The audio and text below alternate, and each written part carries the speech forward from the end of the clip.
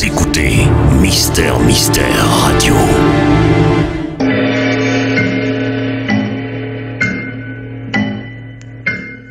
Les maîtres du mystère.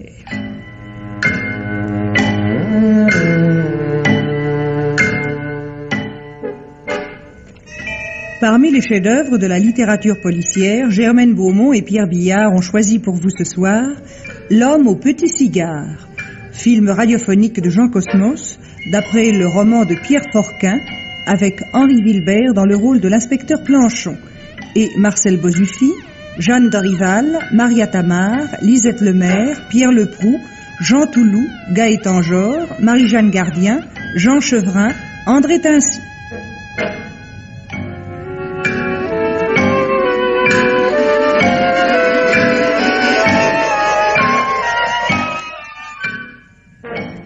Prise de son, Jacques Boisse. Bruitage, Jean-René Niclès. Assistante, Marie-Denise Vanda. Réalisation, Pierre Billard.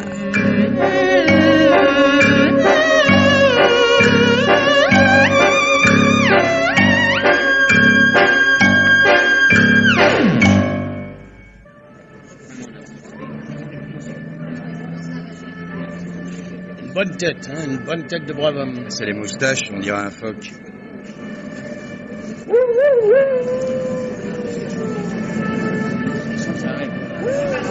Ça va par là, on l'a trouvé là, sur le quai. Je me demande si le chien était à lui. Ah, je le vois assez bien avec un chien, moi. Mais pas du tout avec une balle dans la nuque, et pourtant, regarde-moi ça, 50 personnes, ça les fascine, ça. Toujours pareil, tu sais, un cadavre, des flics, les phares des bagnoles arrêtés, avec ça les gars du service photo et leur flash. Ah, tous les Pékins se figurent que c'est du cinéma. Et alors? Alors, ils viennent montrer le bout de leur nez, des fois qu'on les verrait dans le film. Allez, circulez, y a rien à voir, dégagez, allez, y a rien à voir, allez, dégagez. Oui. Bon, tu as tout relevé. On peut leur laisser embarquer le corps? On peut. J'ai mis dans son chapeau ce que j'ai trouvé sur lui, tu verras. Un petit cigare, son portefeuille, tu les trouveras dans la voiture. C'est un nommé Léon Bruchard, 53 ans, 1m68, nationalité française. Dans son adresse? Quai d'Herbouville. On y va? Non, pas toi. J'aimerais que tu fouines un peu par ici. Il n'est pas venu sans raison se faire tuer sur un quai de Saône. Peut-être qu'il allait dîner dans cette boîte là-bas, ou peut-être en sortait-il. Enfin, renseigne-toi, hein, je vais prévenir la famille, s'il en avait une. Vous êtes Madame Bruchard, Madame Léon Bruchard? Oui, monsieur. Et vous-même? J'aimerais vous entretenir seul d'une affaire grave concernant votre mari. Une affaire grave?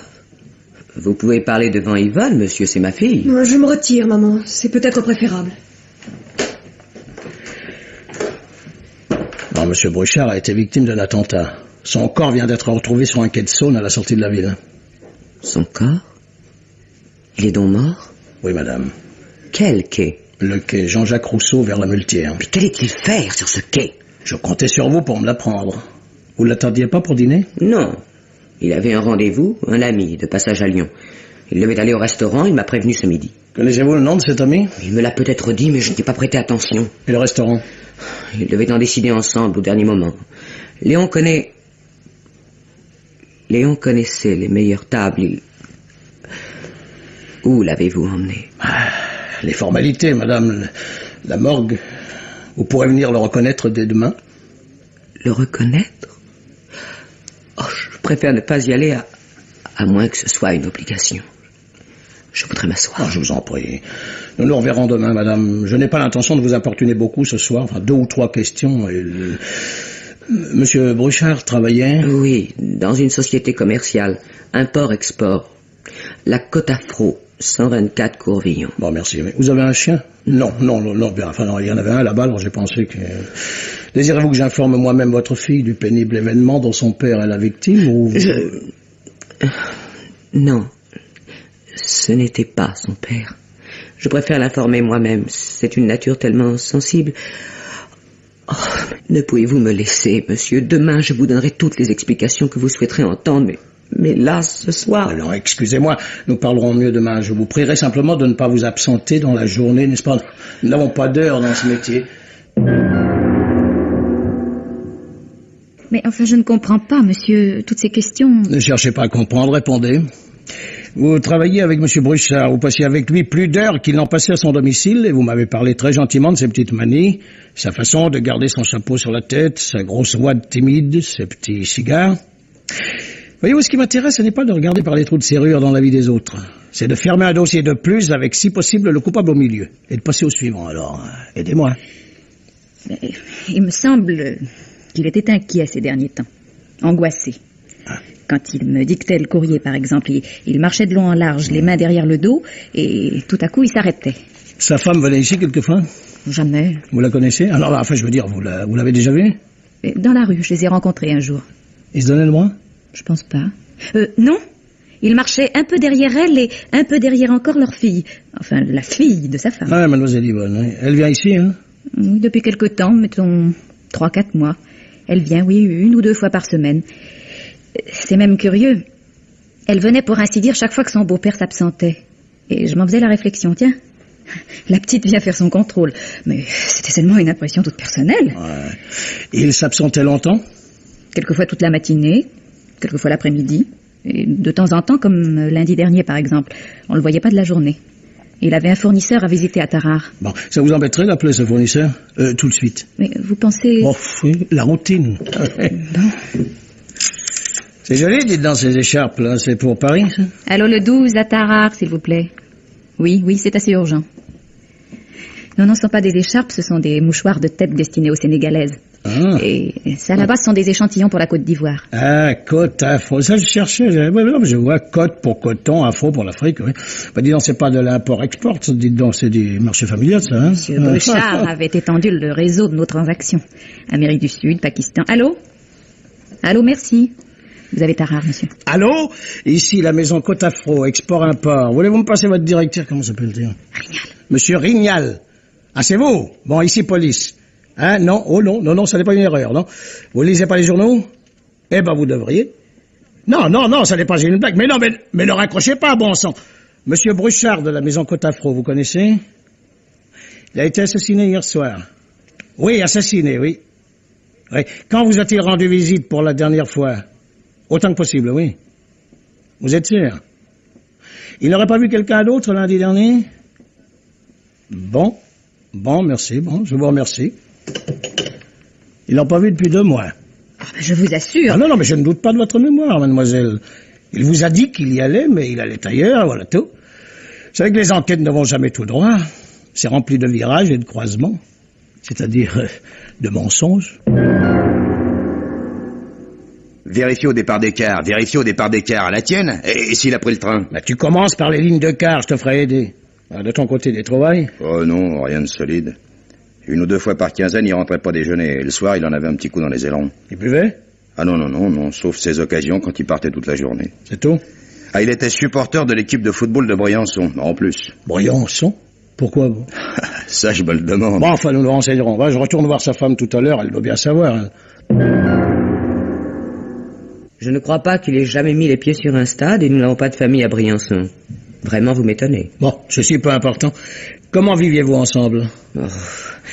Nous étions à l'aise. Léon gagnait très bien sa vie et... Non, mais ce n'est pas cet aspect de la vie commune que je visais.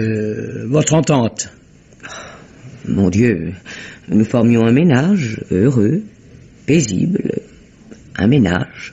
Il ne sortait pas? Non, il craignait un peu la société. Lorsqu'il m'arrivait de passer une soirée dehors chez des amis, il ne m'accompagnait pas, il passait ses soirées dans ses livres. Ici? Près de vous? Enfin, je veux dire, lorsque vous ne sortiez pas. Il avait sa pièce, sa chambre, enfin, son bureau. Lorsque je l'ai rencontré, j'étais une veuve encore jeune, mais j'avais une fille de 12 ans. Mes habitudes... et lui, les siennes. Nous étions en somme 2 célibataires que 7 années de mariage ne séparaient pas. Je ne souhaitais rien de plus. Et lui? Que voulez-vous dire? Était-il heureux, satisfait de cet état de choses? Je le crois. Oui, j'en suis persuadé. Où est votre fille? Elle est sortie, des courses. Il y a tant à faire dans le malheur. Bien sûr, oui. Voulez-vous lui dire de passer à mon bureau vers midi, je l'attendrai. Yvonne? Vous désirez? Je ne la martyriserai pas, madame. Et maintenant, indiquez-moi la chambre de votre mari, je veux y jeter un coup d'œil. Suivez-moi, c'est par ici. Je vous en prie.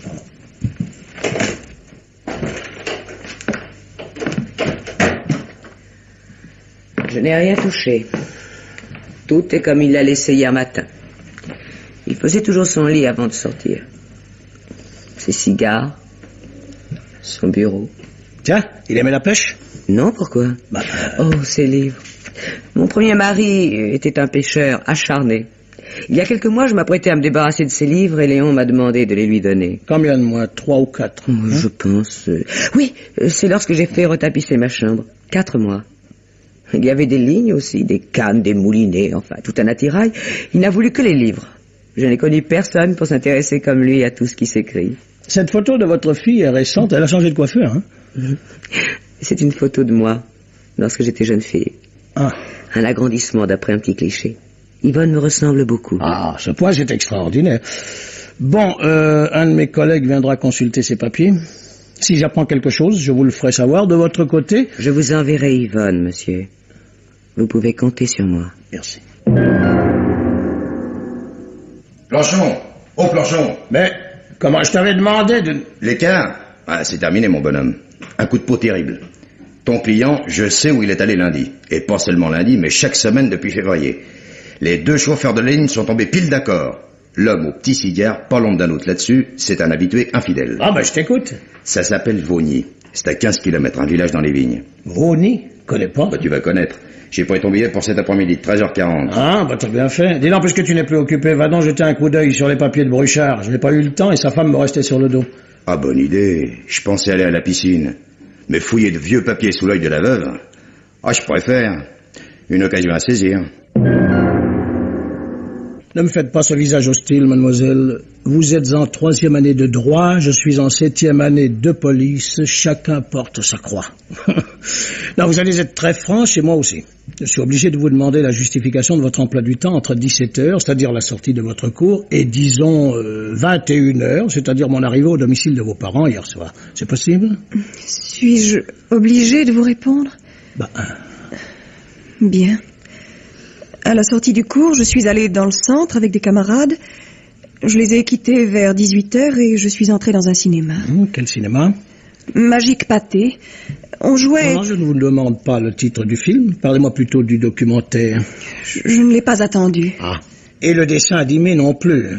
Peut-être même que vous n'avez pas regardé les actualités. Peut-être aussi que vous mentez mal. Parce que vous n'aimez pas mentir. J'étais au cinéma. Non, vous étiez n'importe où en ville, avec n'importe qui, mais de toute façon, ni au Magique Pâté, ni seul, probablement. J'étais seule, je vous le jure.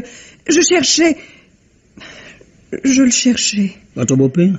C'est lui que vous cherchez? Oui. Pourquoi? Vous ne comprendriez pas. J'essaierai. Je sais déjà que vous aviez beaucoup d'affection pour lui et ça me fait plaisir. Pourquoi le cherchez-vous? J'avais peur pour lui. Sans raison, sans motif précis, mais je le sentais inquiet. Je l'entendais marcher dans sa chambre la nuit, et il s'absentait plus fréquemment. Il avait une façon de se retourner dans la rue. Ah, vous l'avez suivi? Involontairement la semaine dernière. Il était devant moi à une centaine de mètres. Je pensais le rejoindre et son attitude m'en a empêché. Un instant, j'ai cru qu'il m'avait aperçu et qu'il me fuyait. Mais ce n'était pas moi. Je n'ai pas osé lui poser de questions le soir lorsqu'il est rentré. Devant maman, j'aurais pu le gêner. Votre mère, je ne comprends pas très bien son caractère, son comportement. Oh, mais elle n'a rien à voir dans tout cela. Elle vit dans un autre monde. Mon beau-père n'était pas très heureux auprès d'elle. Il ne se plaignait pas, mais je le voyais. N'importe qui l'aurait vu, sauf elle. Oui, bon. Revenons à cet emploi du temps. Qu'allons-nous mettre à la place de ce cinéma fantôme, Des restaurants. Oh, je n'ai jamais marché si longtemps. Je suis allée de l'un à l'autre de ceux qu'il fréquentait. Ouais, c'est très intéressant. Si vous pouvez m'en communiquer les noms, il se peut qu'il ait dîné là avec son assassin. Non, il n'était dans aucun d'eux. Ils ne l'ont vu nulle part ce soir-là. Un autre jour, mademoiselle, un autre soir, je vous écoute. Quel restaurant?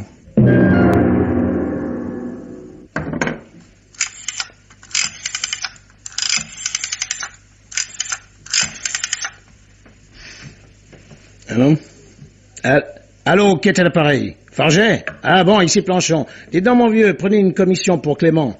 Vous lui direz que je pars pour Vauny. Vauny, V comme Valentine, Vauny. Voilà, il comprendra. Bon, dites-lui aussi que j'ai laissé une liste dans le tiroir de son bureau. Des restaurants. Qu'il vérifie si la petite Pégou, Yvonne... Oui, enfin, la fille de Bruchard. Non, c'est pas compliqué, Clément est au courant. Donc, qu'il vérifie si elle est bien passée hier soir dans chacun d'eux. Et à quelle heure. Et s'il était seul ou accompagné. Hein? Voilà, allez, je me sauve, je ne veux pas rater le quart. Il est bon, votre petit vin. Il est du pays? Et vous ne pensez pas qu'on le ferait venir d'Amérique, non? Non, enfin, je veux dire, il est de la commune, de Vauny. Oui. Oui. Vous êtes le seul café ici? Oui. Vous devez connaître un de mes amis, alors. Bruchard. Bruchard? Non, ça me dit rien, ça. Là, vous le reconnaîtrez peut-être là-dessus. Le journal, là, derrière vous, là, en première page, tiens. Je vois. Ah, c'est donc ça. Mais je me disais... Ah, vous le reconnaissez? À présent, oui. Mais c'est l'histoire du nom qui me trompait, parce que moi...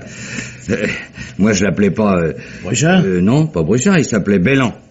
Bien sûr. Que fumait-il? Des petits cigares. Tiens, ceux-là, je les faisais rentrer pour lui. Et vous le connaissiez sous le nom de Bellan? Ah, pas seulement moi. Tout Vauny l'appelait pas autrement. Il s'occupait d'assurance. Autant dire qu'il est entré dans toutes les maisons. Ah oui, c'est bien lui, pas de doute, avec ses moustaches. Alors vous l'aviez pas reconnu? Ah, Bruchard, c'est pas Bellan. Je réalisais pas, moi. Alors comme ça, ils l'ont assassiné. Il? Qui c'est, il? Est-ce que je sais, moi, j'ai pas lu l'article.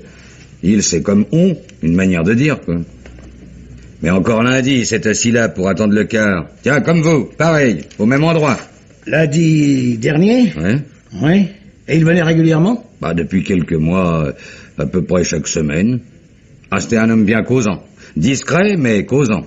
Et fin du bec, hein. On l'aimait bien, Vauny. Oui, je comprends, oui. Vous avez une idée des personnes auxquelles il a rendu visite lundi? Il m'a juste parlé du notaire, maître Roudille, Grande Rue. La maison haute, là, vous verrez. Asseyez-vous, monsieur, je vous écoute. Je vous remercie. Voilà, je procède à une enquête, maître, sur un assassinat. Et cette enquête me conduit chez vous pour la simple raison que vous avez reçu lundi dernier la visite de la victime. La victime? Un assassinat? Tiens, de qui s'agit-il? Un agent d'assurance, monsieur Bellan. Bellan? Bellan, oui. Agent d'assurance? Oui. Oh, il y a confusion, monsieur. J'ai bien reçu la visite d'un nommé Bellan, lundi, mais il n'est pas... Attendez... Mais si, la première fois qu'il s'est présenté à l'étude, c'est bien en qualité d'assureur, l'on se souvient. Qu'il est mort. Oh, ça c'est incroyable. Je l'attendais mercredi en 8. Tenez, voyez mon bloc. C'est inscrit, Bellan. Vous pouvez lire. Ah, je suis anéanti. Un homme enfin dans la belle santé, en pleine sève. Ah, j'apprécie, je trouve plus mes mots. Je l'ai quitté sur le pas de cette porte et je l'ai vu s'éloigner, le chapeau droit sur la tête, sa petite valise au bout du bras. Ah, il portait une valise? Oui, sa petite valise verte, la même toujours. Il rangeait ses livres avec tous les soins que méritait de si précieuses marchandises, car c'est en qualité de courtier en librairie que je le recevais. Oh, c'était un fouineur remarquable. Des livres, mais lundi encore, c'est de livres qu'il est venu vous entretenir? Oui, il faut dire, monsieur, que je suis un original. Dans nos pays retirés, c'est du moins pourquoi passent les esprits, mon Dieu, cultivés. Ici, tout est consacré à la vigne. Hors d'elle, rien ne compte. Moi, j'ai la faiblesse de lui préférer la chasse. Je m'entends. Cette chasse dans le tendre objet est la femme.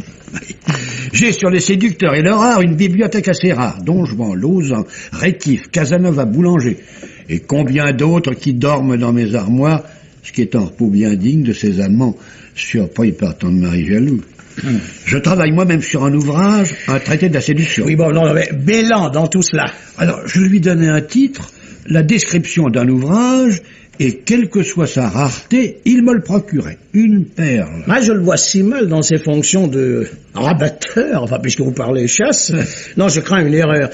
N'auriez-vous pas un journal? Ah non, pas de journal. Mais je peux demander celui de Montclair. Fouillon! Voilà, monsieur. Je vous attends. Apportez-moi votre journal. Vous n'imaginez rien de plus fainéant, ni de plus borné, Que ce Vouillon. Mais quoi, dans ces villages avons-nous le choix? Je l'ai eu très jeune à mon service, je l'ai formé. J'en espère aucune reconnaissance du reste. Allez, entrez! Allez, donnez ce journal à monsieur. Merci. Et ne vous sauvez pas, hein? Reconnaissez-vous notre homme? Oh! Aucun doute. Aucun doute. C'est lui. Dites donc, Vouillon, qui vous a permis d'en regarder? Que monsieur m'excuse. Non, oui, allez, que voulez-vous dire? Il y a la photo de quelqu'un sur ce journal. Oui. Là, oui. On jurerait monsieur Bellan, monsieur. Ce n'est pas le nom qui est sur le journal, mais c'est lui. Merci.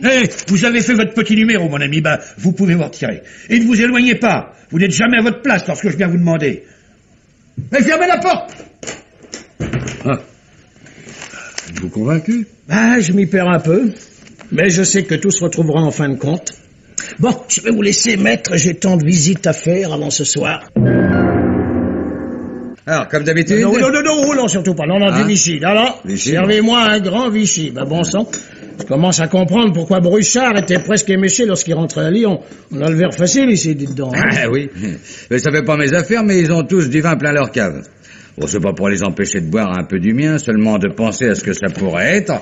Des fois, ça décourage. J'ai visité une moitié du pays, je reviendrai pour l'autre. Vous aviez raison, hein. On l'aimait bien, l'assureur. Ouais. Ah, c'est ce monsieur de la police.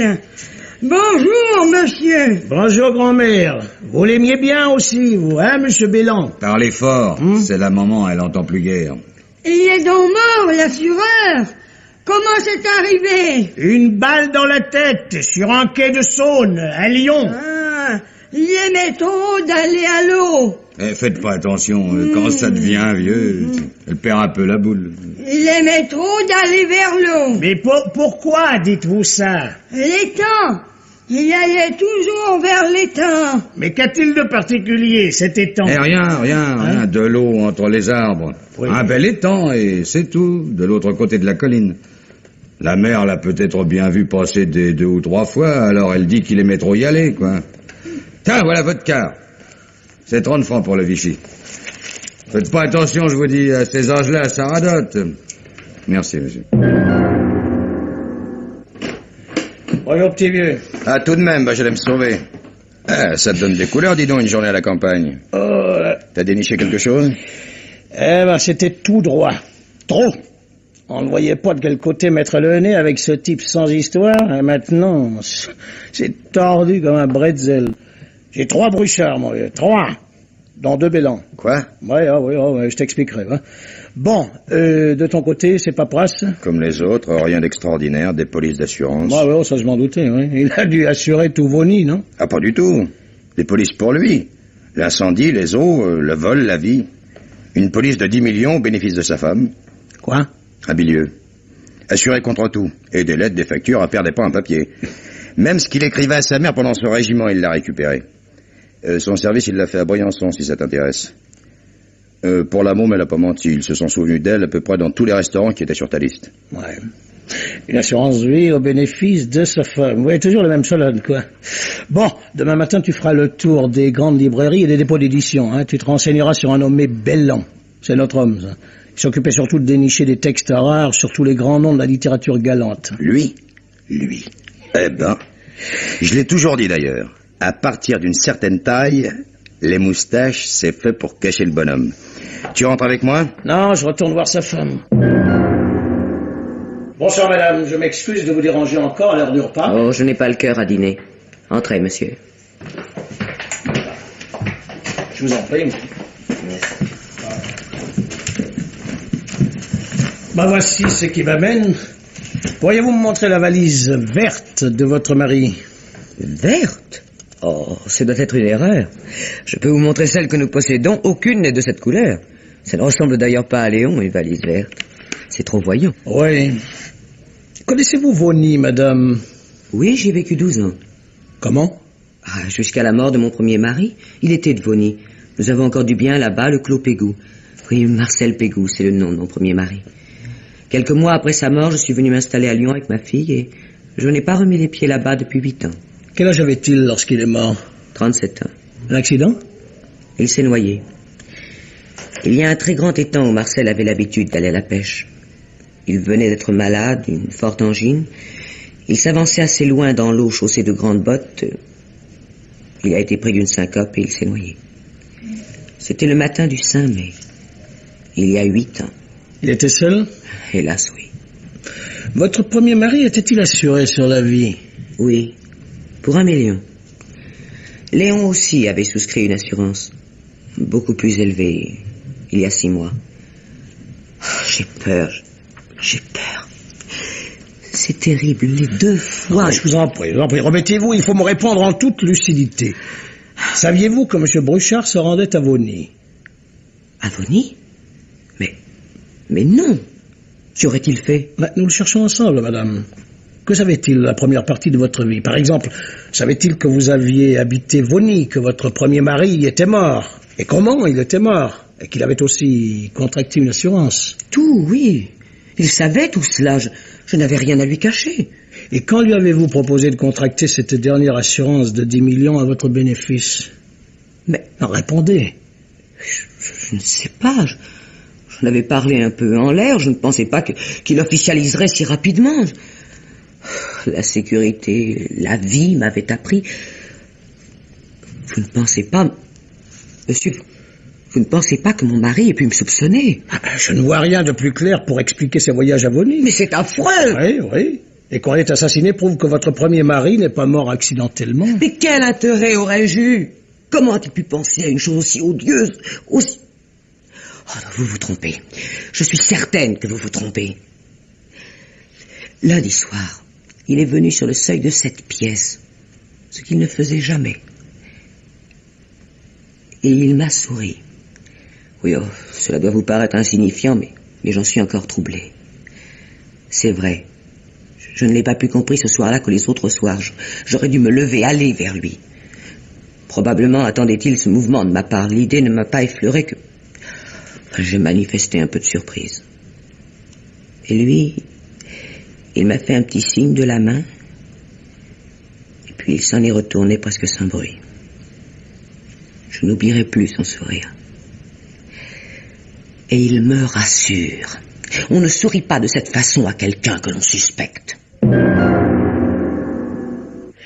Et voilà, je sais que les bonnes femmes sont quelquefois drôlement ficelles, mais elle était sincère. Et j'aime autant ça, J'aime autant ça parce que ce serait trop dégueulasse si c'était une comédie. Bon, j'ai revu la petite, elle sort d'ici. J'ai demandé à Collet de la filer et de ne plus la perdre de vue sous aucun prétexte. Elle est complètement démolie, tu sais. On croit qu'elle soupçonne sa mère. Elle est mûre pour la première bêtise venue. Oh, mais Collet la laissera pas tomber. C'est la sangsue, Collet, en filature. Bon, toi, tu vas me retrouver la valise verte. Puisque tu me dis que 2 libraires l'ont vue avec, c'est qu'elle existe, alors débrouille-toi. Ah, au fait, sans rendez-vous. Le soir où il a été tué, c'est un coup de fil, À son bureau, j'y suis repassé. La secrétaire s'est souvenue qu'il avait reçu un coup de fil, mais c'est lui qui a pris la communication. Alors, tu vois l'heure, l'endroit, etc. Tout ce qu'elle sait, c'est qu'elle l'a entendu répondre « Oui, monsieur, j'y serai ». Voilà, une communication très brève avec un homme, c'est tout. Bon, ce coup-là, je crois que... Oui, je t'ai tout raconté. Pour la valise, ne retourne pas chez lui, à son bureau, si tu veux, et encore. Je suis plutôt dans l'idée qu'il avait une planque en ville. De mon côté, je chercherai à Vosny, mais... Pardon, je serais bien étonné si je la trouvais là-bas. Mon jeune ami, je suis docteur ici depuis 1922. Je ne suis pas tout à fait abruti, et si je vous dis que Marcel Pégou était en mauvais état lorsqu'il a contrevenu à mes prescriptions en se levant pour cette maudite partie de pêche, c'est qu'il était en mauvais état. D'ailleurs, j'ai fait 3 pages de rapport là-dessus pour la gendarmerie. Si vous savez lire, allez les consulter. Mais il y a 100 façons d'être mal en point. Ah oui? Alors allez-y, je vous écoute. Première façon? Une syncope, c'est assez rare, Dans la flotte, à la pêche, quand on avait 42 fièvres la veille au matin, c'est extrêmement rare. Et c'est extrêmement dangereux. Marcel n'écoutait rien. Un bon garçon, mais une tête de cochon.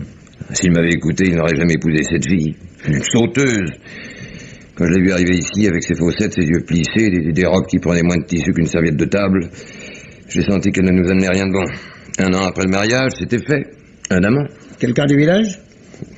Je ne suis pas gêné pour le nom, mais vous savez, Roudy, le notaire. Le meilleur ami de la famille, comme de bien entendu. Saligo, tartuffe, je vais en foutre.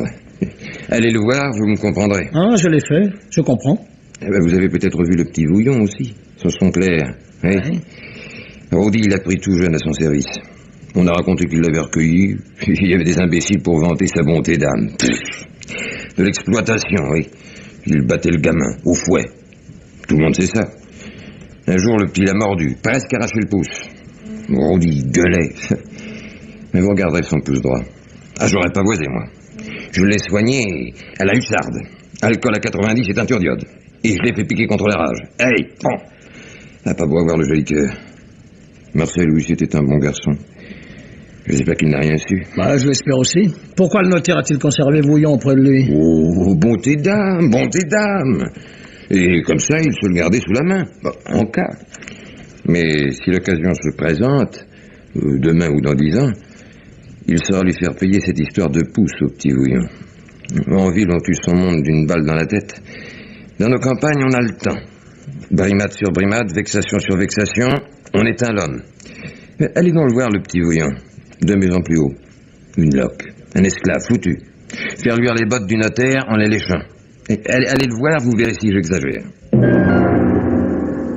Bonsoir, monsieur Vouillon. Monsieur? Ah oui, vous étiez dans le bureau de maître Roudy l'autre jour. Me permettez-vous d'entrer quelques instants? Mais je vous en prie. Merci. Suivez-vous, il y a une marche. Oui. Suivez-moi. Voilà. Ici, on sera tranquille. Apéritif? Non, merci. Non, je préférerais un peu de vin. Voilà. Dites-moi, depuis combien de temps travaillez-vous chez maître Roudy? 18 ans. Ah, vous avez donc connu Marcel Pégoud? Dans un village comme le nôtre, on se connaît tous. Monsieur Pégoud était un ami de maître Roudy. Je le connaissais très bien. Et puis il est mort si drôlement, ça, vous savez, ça ne s'oublie pas. Ah, vous étiez à l'étude ce fameux jour? Le jour de cette drôle de mort? Oui. C'est-à-dire, je n'y suis pas resté. Maître Roudy était sorti. Il était allé à la ferme Cochet. Oui, la vieille Cochet se mourait, les filles étaient venues le quérir pour le testament. Alors on a téléphoné, quand il était déjà parti, pour une adjudication. Je me suis pressé. Maître Roudy, il m'aurait frappé. Vous savez, j'étais un drôle de petit rouquin à l'époque. J'avais ma tête, alors il fallait me dresser, quoi. Enfin, j'ai couru, et je l'ai aperçu de très loin. Il avait une veste blanche. Et il faut vous dire que si le cocher l'avait pas demandé, il serait allé à la pêche à l'étang. Il avait sa veste de pêche blanche avec des poches partout. Oui. Vous n'avez rencontré personne en y allant? Salabert. Il revenait de la ferme, et sa fille fréquentait un fils cocher. Et puis le docteur, qui avait plus rien à faire près de la vieille, et qui cherchait des champignons, voilà, c'est tout. Bon. Et monsieur Bruchard, ou Bélan, enfin, si vous préférez, vous le connaissiez? Oui, c'est un brave homme. Il se faisait passer pour un petit cousin de Pégoud, du Marcel. Il en parlait souvent. Enfin, tout ce que vous m'avez dit, vous le lui avez dit aussi. Ah oui, je lui racontais tout ça. Et que sans les cochers, maître Roudy aurait trouvé Marcel à l'étang, sûrement. Il serait pas mort. Oh, ça c'est terrible. Ce qui lui a fait le plus d'effet à M. Bélan, c'est la fatalité des choses qui doivent arriver. Ouais. Expliquez-vous. Eh bien, pour ainsi dire, le Marcel considérait l'étude comme sa deuxième maison. Il venait à tout moment, là, sans prévenir. Le matin de l'accident, il est passé avant d'aller à l'étang. Il venait voir si maître Roudy était libre. Et j'ai dit tout ça à M. Bélan. Et comme il avait été ennuyé que maître Roudy soit parti, et qu'il avait pris le chapeau de paille et la bouteille thermos de maître Roudy, enfin tout, quoi. Oui, donc vous avez vu Marcel Pégoud ce matin-là? Non, j'avais fini le déjeuner à la cuisine. C'est mademoiselle Louise, la gouvernante, qui avait reçu le Marcel. Moi, j'étais remonté dans ma chambre ranger un médicament que j'avais à prendre. Et quand je suis redescendu, Louise m'a dit que Marcel était venu, et presque tout de suite, après, on a reçu le coup de téléphone pour l'adjudication. Et je suis parti chercher maître Roudy. Maître Roudy. On l'aime pas beaucoup au village. Hein? Oh, il est riche, vous savez, il est instruit, c'est le notaire, et puis il y a les cocus en plus.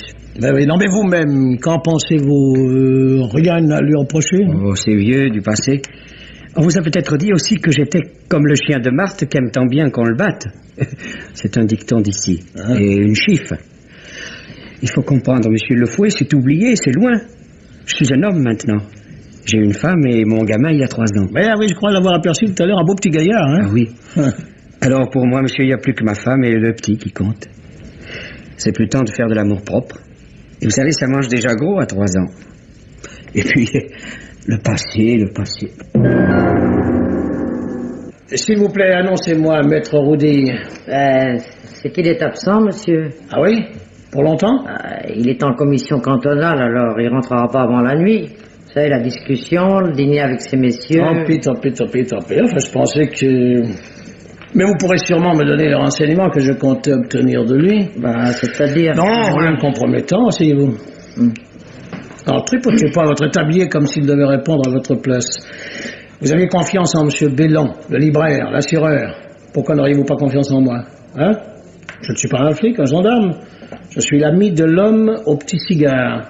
Et vous allez m'aider à cause de lui. Bon, on n'aide pas les morts, tu sais. Enfin, ceux qui finissent pas dans leur lit, je veux dire. C'est pas l'affaire des vivants de les aider. Puis j'avais aucune raison d'avoir confiance en lui. Mais il vous a posé des questions, j'en suis sûr. Tout ce que je vous demande, c'est de me répéter exactement ce que vous lui avez raconté la dernière fois que vous l'avez vu, par amitié pour lui. Quelle amitié? Je l'ai vu qu'une fois. Comment? Depuis des mois qu'il venait à l'étude, vous ne l'avez vu qu'une fois? Ah ben, je suis pas d'ici, moi. Il y a plus d'1 an que j'étais parti de Vougny. J'ai une sœur en Bretagne. Je suis monté la soigner. Et quand elle a passé, il y a eu 15 jours hier, ben, j'ai repris le train. Maître Roudy m'avait pas remplacé, alors j'ai retrouvé ma place ici. Et vous n'aviez jamais vu Bellon avant... Avant lundi dernier. Je l'ai fait asseoir ici, à ma place, tiens. Là, pour attendre. On avait un client dans l'étude. Ah, il avait bon air, mais il laissait tomber de la cendre. Alors j'ai rapporté un cendrier, puis on a causé. Il était petit cousin du Marcel Pégou. Je le connaissais bien, lui. Puis on a assez fait des tartes à l'envers. Alors on a causé du Marcel, de sa mauvaise faim. Sa mauvaise faim. Que voulez-vous dire? Il n'est pas mort dans son lit non plus, lui. Il s'est noyé. Mais il le savait. Ce n'était pas nouveau pour lui. Nouveau, pas nouveau. Ce qu'il voulait, c'était des détails. Je lui ai raconté ce que je savais en détail. Allez, je vous en prie. Faites un effort. Quel détail? Quand Marcel est mort, c'était un vendredi, le 5 de mai, je m'en souviens. La veille au soir, Maître Roudy avait préparé ses affaires de pêche et tout porté dans la voiture pour nous sortir en brochet de l'étang, parce que le vendredi, nous, on fait maigre. La poussière de la voiture était pas seulement retombée en bout de route que Marcel m'arrive sur le dos. Bon, que je lui fais, voilà bien d'une tête. Vous êtes blanc qu'on dirait du cahier. Il sortait de la fièvre. Je lui prends la main, moite. Je l'engage à rester. Et rien de rien, une mule. J'avais des cachous, je lui donne, et la bouteille thermos du notaire. Puisqu'aussi bien pour lui, il était chez les cochers. Ça pouvait prendre la matinée. Alors, fini la pêche. Et je lui donne le chapeau de paille aussi. Je peux pas l'attacher. Je le regarde partir. J'avais commencé des beaux coups d'asperges, j'étais tout emboucané dans ma cuisine avec le petit rouquin de Vouillon à traîner autour. Quand je me mets à penser que j'aurais mieux fait de sucrer la thermos du Marcel avec du miel. Et j'avais pas plutôt dit ça que mon petit Vouillon il se tombait comme un diable. C'est qu'il me le chipait, mon miel. Une engeance à cette époque. Et j'avais la main qui partait vite. Salabert redescendait de la ferme à Cochet pour me dire que la Marthe avait passé, que j'étais pendu au téléphone avec mes asperges en route et tout. Tenir une maison, c'est du travail, allez. Oui, ce coup de téléphone, c'était pour une adjudication. Mais le bois aux dames ou le petit bouchon d'eau, tout ça, j'ai plus tellement de mémoire. Si, aussi, c'est très bien. Souhaitez-moi la même à votre âge. Bon, Maître Roudy, savait-il que Marcel Pégou irait à la pêche ce matin-là? Que non. Mais non. Non, on le savait malade, couché. On n'imaginait pas.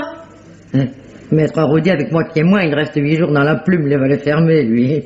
Il aurait jamais pensé que son ami aurait seulement quitté son lit. Vous avez bien précisé cela à M. Bellon. Je pouvais pas répondre autrement. Il m'a posé la question comme vous, j'ai répondu comme à vous. Impossible que Maître Roudy devine que Marcel serait assez fou pour aller à l'eau ce matin-là. Je vous remercie. Je crois que je commence d'y voir clair. Enfin, presque clair. Alors, quoi de nouveau chez toi, Clément? Allez, je t'écoute. Colette à l'hôpital. Colette? Mais la petite? Aussi. Enfin, à vrai dire, ils sont dans la même chambre. Elle dans le plumard et sur une chaise à côté, Colette qui lui tient la main. Assez content. Allez, grouille un peu, quoi. Qu'est-il arrivé? Un train. Un gros train de marchandises. Le Collet la suivait depuis peut-être 2 heures et Elle marchait comme une dingue à l'aveuglette. D'après lui, elle avait l'air sonnée. Ah, je sais pas ce que tu lui avais raconté. Rien, elle soupçonnait sa mère, quoi, c'est tout. Elle devait être désemparée. Cette gamine, elle a perdu le nord, quoi. Bah, quand elle l'a retrouvée, il sortait de la ville. Elle s'est mise à cavaler comme un lapin. Le temps que Collet réagisse, elle lui avait pris 100 mètres. Elle filait en direction des voies du chemin de fer. Tu vois le tableau. Un train de marchandises qui s'amène et la môme courant dessus, les bras ouverts comme pour l'embrasser. Et Collet derrière, avec une grosse ampoule à chaque talon. Ah, il serait juste arrivé pour voir passer le wagon de queue. Heureusement, la petite s'est foutue en l'air dans les rails. Collet l'a tirée de là, 10 mètres de la locomotive. Il a juste eu la force de la tirer et de s'évanouir à côté d'elle. C'est un automobiliste qui les a conduits à l'hosto.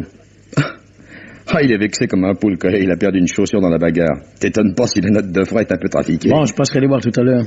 Bah, tu te fais piquer aux vitamines, t'es incroyable, toi. Incroyable, oui, c'est tout. Ah, j'ai ta valise verte. Et je connais la planque de Bruchard en ville. Bon boulot. J'ai même pas remué une oreille pour ça, hein. Un type est venu ici. Un copain de régiment de Bruchard. Il venait se mettre à notre disposition. À mon avis, pas le genre à se coucher de bonne heure. Tu pourras aller le voir en sortant de l'hôpital. Tu l'as pas interrogé? Si, Bruchard lui avait demandé de l'abriter de temps à autre. Il entreprenait une enquête délicate dont il ne voulait pas entretenir sa famille. Il comptait sur lui pour le planquer chaque fois que ce serait utile. Il y a 3 jours, il l'avertit que c'était terminé. Et qu'il savait ce qu'il voulait savoir. Enfin, il était tout guilleret, voilà. Bien. Très bien. Dernier tuyau, c'est un coup de fil qui a fixé rendez-vous à Bruchard le soir du crime. Ouais, bah ça, je le savais, c'est moi qui te l'ai dit. Ah bah tant pis. Il y aura au moins une chose que nous savons tous les deux dans cette histoire. Ouais, tu me donnes une idée, tiens. Ah bah elle m'aura échappé, j'ai trop d'idées, je suis comme le gaz, et je fuis. Et alors demain matin, dès la première heure, enquête auprès des PTT pour relever toutes les communications téléphoniques demandées par Maître Roudy, notaire à Vauny, le jour du crime. Notamment celle pour Lyon. Roudy, notaire à Vauny. Ouais. Ah, qu'est-ce que tu appelles la première heure? Bah, ils ouvrent à 8h, hein. Bon. Ah bon, moi alors je me sauve, parce que si je dois commencer dès 8h une comédie comme aujourd'hui, il me faut dormir 2 nuits d'ici à demain matin. Ah, je crois que je ne te demanderai plus rien dans cette affaire, et même que je t'emmènerai à la campagne demain dans l'après-midi. Oui, une petite sauterie du côté de Vauny.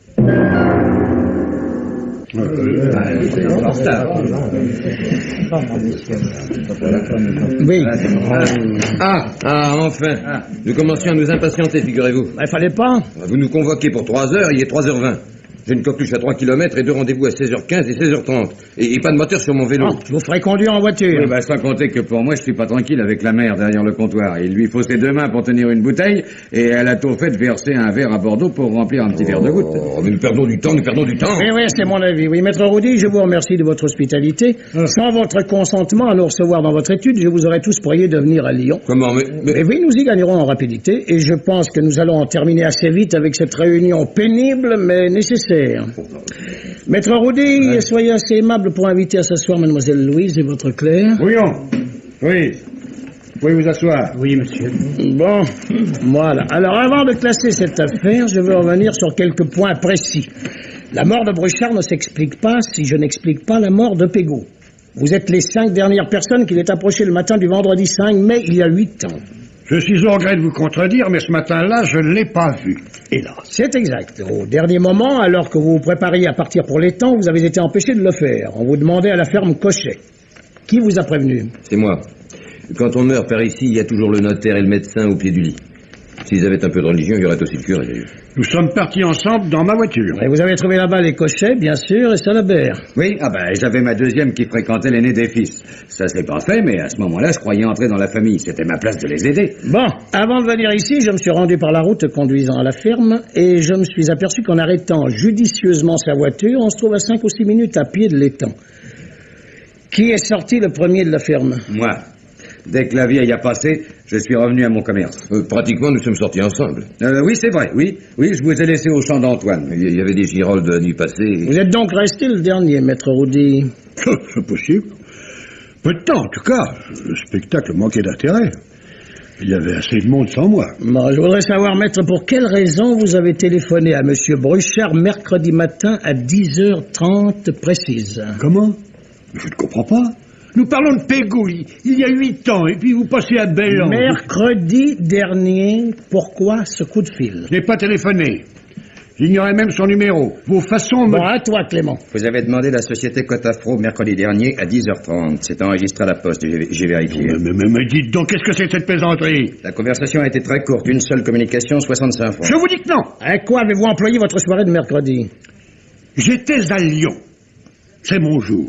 Qu'y avez-vous fait? Ça se devine. Moi, je devine. Non, mais je vous écoute, maître. Je vais à Lyon chaque mercredi. Voilà, une habitude. Pour le reste, je refuse de répondre. Ma vie privée... Non, mais je connais ce genre d'objection. C'est la vie privée, son mur et son secret. Il se trouve, maître Roudy, que lorsque la vie publique est perturbée par un meurtre, je suis obligé de démolir le mur de la vie privée. Voilà. Mercredi soir, un homme qui enquêtait sur une très vieille histoire a été assassiné. Cet homme avait découvert l'identité de celui qui avait commis son premier meurtre il y a 8 ans. La noyade de Marcel Pégaud n'est pas accidentelle. Je relève contre vous que vous refusez de vous expliquer sur l'emploi de votre temps mercredi soir et que par ailleurs, vous êtes à ma connaissance le seul être qui ait eu quelque intérêt à voir disparaître Marcel Pégaud. Comment vous m'accusez? Non, je vous suspecte. Laissez-moi parler, peut-être lèverez-vous mon soupçon. N'étiez-vous pas l'amante de la femme de Marcel Pégaud? N'aviez-vous pas la possibilité de revenir rapidement de la ferme au Cochet, d'approcher Pégaud dans les temps, puisque vous étiez en tenue de pêcheur, votre matériel dans votre voiture, de l'approcher sans éveiller sa méfiance, la canne à la main, et de le précipiter dans les temps et de l'y maintenir, puisque les témoignages s'accordent à le donner pour un convalescent singulièrement affaibli? Mais j'ignorais qu'il serait assez fou pour aller à la pêche dans son état, oui. Comment t'aurais su? Mais sa femme a pu vous alerter. Les amants sont ingénieux. Docteur, lorsque vous avez constaté la mort de Pégaud, étiez-vous dans des dispositions d'esprit qui vous inclinent à rechercher sur le corps de possibles traces de lutte? J'ai fait un rapport à la gendarmerie, 3 pages, lisez-les. Vous y constatez la noyade par immersion. Mais qu'il se soit noyé ou qu'on l'ait noyé, auriez-vous décelé une différence? Si cela était, je l'aurais signalé. À condition que cela vous soit apparu. Oh. Allons mettre votre emploi du temps. Il y a 8 ans? Mercredi dernier. J'étais chez ma maîtresse. Oh, j'en dirai pas plus. Je suis pas de ceux qui compromettent délibérément une femme en tout point honorable. Bon, c'est votre dernier mot, Clément? Vous avez téléphoné mercredi matin à mademoiselle Laure Ménil, rue Jacquard, Lyon, pour décommander le rendez-vous habituel. J'ai vu cette personne, en tout point honorable, qui m'a donné le renseignement. Elle a passé la soirée en compagnie d'un autre ami qui a confirmé cette déclaration. Mais c'est fou, Mais Pégaud était mon ami. Vous lui preniez sa femme, pourquoi pas celle-là? Mais j'en suis incapable. Sa femme, une lâcheté, oui. Mais j'avais rompu, je suis honnête. Bon sang, docteur, vous me connaissez. Expliquez-lui que je ne peux pas. J'ai fait un rapport de 3 pages, je ne peux rien dire de plus. Mais il me lâche tous, mais c'est une conjuration. Non, mais personne ne vous lâche. Est-ce ma faute si tout se retourne contre vous, même lorsqu'on s'efforce de vous aider? Savez-vous, par exemple, à quel moment Bruchard d'abord, et moi ensuite, avons commencé de vous soupçonner? C'est lorsque nous avons appris par votre clerc que vous aviez décidé d'aller à l'étang le matin du 5 mai, et qu'un incident de dernière heure vous en avait empêché. Non, rassurez-vous, ce n'était pas dans l'intention de Vouillon de porter sur vous le soupçon, au contraire. Il voulait montrer l'acharnement du sort contre Pégaud qui, pensait-il ingénument, ne serait pas mort si vous étiez trouvé près de lui lorsqu'il est tombé en syncope. Cela remonte à 2 ou 3 mois en ce qui concerne Bruchard, n'est-ce pas, Vouillon? Oui, monsieur. Non, en même temps, il lui révélait tous les détails de cette matinée infernale. L'arrivée de Marcel, alors que vous êtes parti, sa course jusqu'à la ferme des Cochers, lorsqu'on vous a demandé par téléphone pour une adjudication importante. C'est bien cela? Oui, monsieur. Non. Vous mentez, Vouillon. Vous mentez, oui, vous avez toujours menti. Et Bruchard ne pouvait le comprendre que lundi, lorsque pour la première fois il a pu interroger mademoiselle Louise. Vous étiez déjà parti. Lorsqu'on a demandé maître Roudy à l'appareil, Louise était seule dans la cuisine. Et Salabert sur le pas de la porte lorsque le téléphone a sonné. Salabert. Ah, mais c'est vrai, on a cherché le gamin. Il avait bouffé ton miel, Louise. Non, mais ce n'est pas pour ça qu'il avait filé. Et ce n'est pas un coup de fil qui vous a lancé vers la ferme, voyons, ou plus exactement, vers l'étang, vers Marcel Pégaud qui avait emporté la thermos dans laquelle vous aviez jeté le poison à l'intention de maître Roudy. Comment? Pégaud est mort à votre place. Il a payé pour tous les coups de fouet que vous infligiez ignoblement à un adolescent qui se vengeait. Vous êtes innocent du meurtre de Bruchard, Roudy, mais à mon sens, vous êtes responsable de la mort de Pégaud. Malheureusement, la justice ne prend pas en considération ses responsabilités très indirectes. Prenez garde à vos propos, monsieur. Mais j'y prends garde, sinon vous en entendriez quelques vertes. La fatalité a voulu que Vouillon soit pris de remords alors qu'il était trop tard. Il n'y avait probablement pas de quoi tuer un homme dans la thermos, enfin j'entends un homme bien portant, au palais délicat et méfiant, assez hélas pour provoquer la syncope d'un malheureux dont le goût était perturbé par l'absorption de trop de médicaments. C'était quoi votre poison, voyons? De l'arsenic, de la mort au rein? Rien. J'avais rien mis, c'est pas moi. Ouais, Bruchard a tout compris. Lundi, lorsque mademoiselle Louise, trop longtemps éloignée par la maladie de sa sœur, lui a fait pour la première fois le récit exact, chronologiquement exact des événements. Vous avez entendu leur conversation. Vous avez décidé de le supprimer. Pour que le passé ne vous rattrape pas par vos cheveux de petit rouquin. Enfin heureux avec sa femme et son gosse. À mon sens, il ne vous aurait pas dénoncé. Vous savez, c'était un brave homme. Assez intelligent pour se contenter de sa propre vérité. Un mort de trop, voyons. Un mort de trop. En plus de Pégou. Enfin, je vous aiderai autant qu'il me sera possible. Vous avez trop souffert de l'injustice pour que la justice ne vous soit pas un peu clémente. J'ai tout expliqué à la veuve. Elle ne se porte pas partie civile. C'est un peu tard, mais elle commence de connaître Bruchard. Pour lui, elle fera ça. C'est pas moi. Oh non, vous en ferez pas dans ce système idiot. Je serai obligé de vous confondre. Vous pourrez pas, c'était pas moi. Non, Clément, va chercher le chien. Vous savez, ce chien qui vous a suivi l'autre soir sur le quai de Saône, qui vous a vu tirer sur Bruchard, qui a le nez rempli de votre odeur encore, qui va marcher droit sur vous ou se mettre à hurler à la mort. L'affreux petit clébard jaune et sale que j'ai retrouvé. Il était noir, un gros chien noir. Voilà, ce sont toujours les pièges les plus simples qui fonctionnent quand le gibier n'est pas trop tordu. Nous n'avons pas retrouvé le chien, jamais vu. Là, allez, mets-lui les menottes. Hein. Embarquez-le. Vous pouvez tout disposer. Non, maître Roudy, une seconde, s'il vous plaît.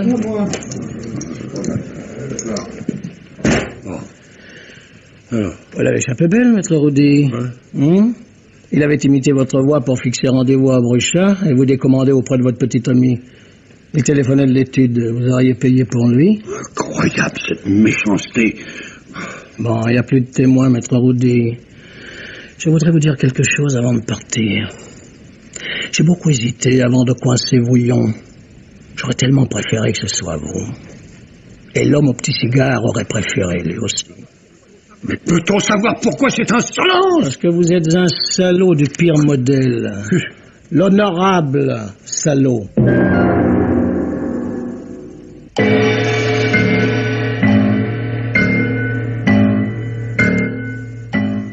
Les maîtres du mystère.